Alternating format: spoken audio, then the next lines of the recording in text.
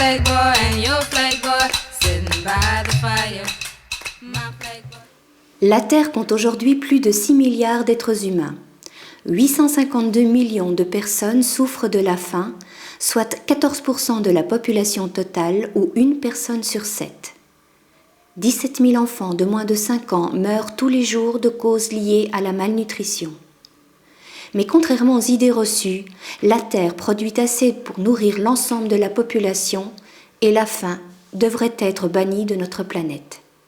Ainsi, le Congo est suffisamment riche en ressources naturelles pour nourrir toute l'Afrique.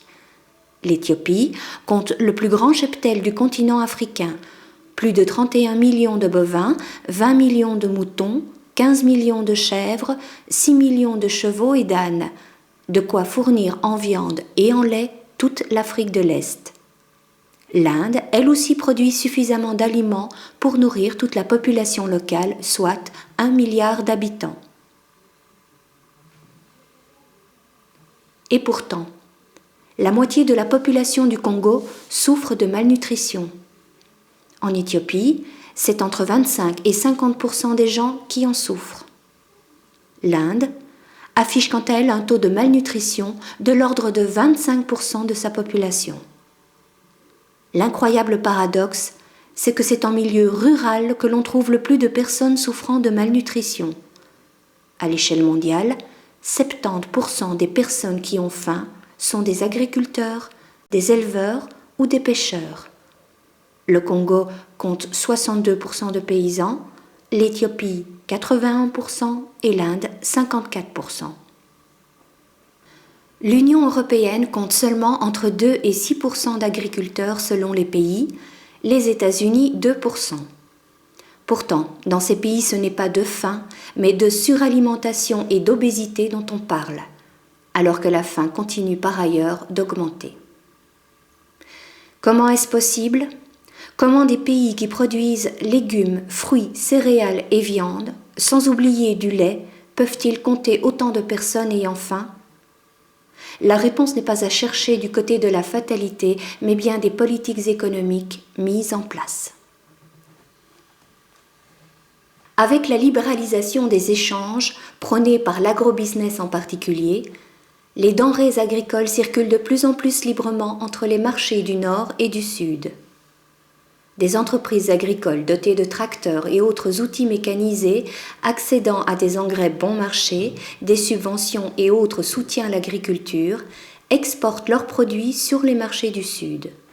Là, ces produits entrent en concurrence avec les productions des paysans locaux qui n'ont trop souvent que leurs 2 mains, une houe, un arrosoir, pas d'accès à des subventions, pas d'accès aux engrais et aux semences, parfois même pas d'accès garanti à la terre.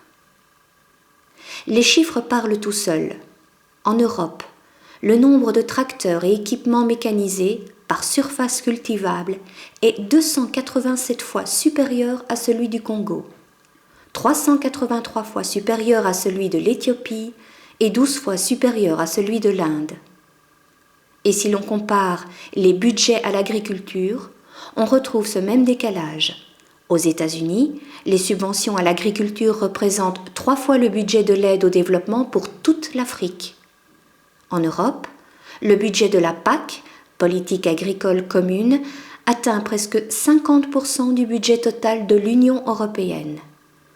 Alors qu'au Sud, les budgets alloués au développement de l'agriculture sont minimes, les subventions et subsides accordés directement aux producteurs n'existent tout simplement pas. Je m'appelle Saliou.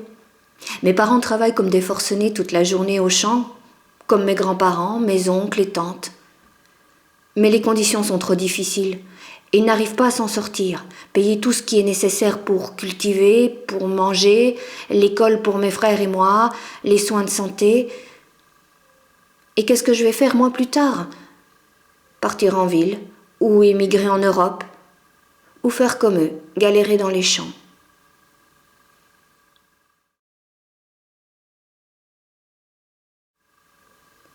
Sur le marché mondial, les petits producteurs ne font pas le poids.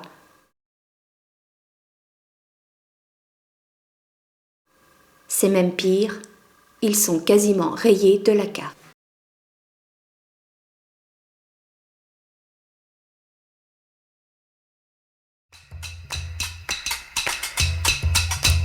talking about hey now, hey now, hey now. I go one day. Shagamofino.